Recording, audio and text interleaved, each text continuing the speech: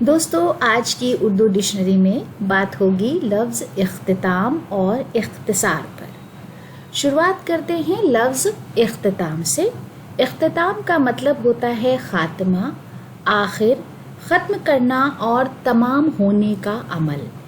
ہندی میں اس کے لیے سماپن، سماپتی، انت، پرشکرتی، پورنتا، سماپت ہونے کی پرکریا جیسے الفاظ استعمال ہوتے ہیں۔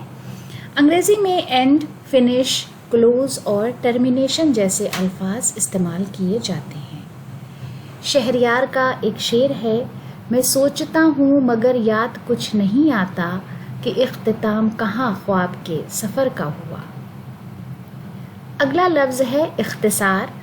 دھیان دیجیے گا، خے اور سواد ہیں اس میں، الف خے تے سواد الف رے۔ اختصار، اختصار کا مطلب ہوتا ہے ماحصل، خلاصہ، چھوٹا کرنا، کمی، طول کی ضد، نسبتاً کم الفاظ میں مطلب کی ادائیگی، اجمال، کم لفظوں میں زیادہ مطلب ادا کر دینا، رموز و علامت میں کتابت، شارٹ ہینڈ، عموماً ترکیب میں مشتمل اختصار نویس اور اختصار نویسی۔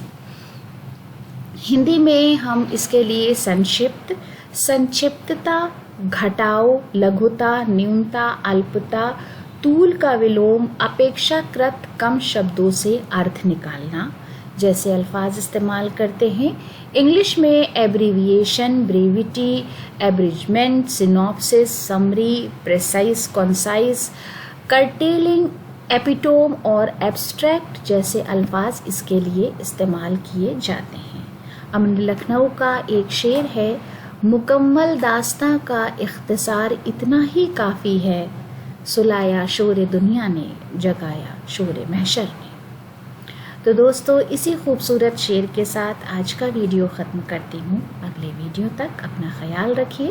ویڈیو دیکھنے کے لیے بہت بہت شکریہ۔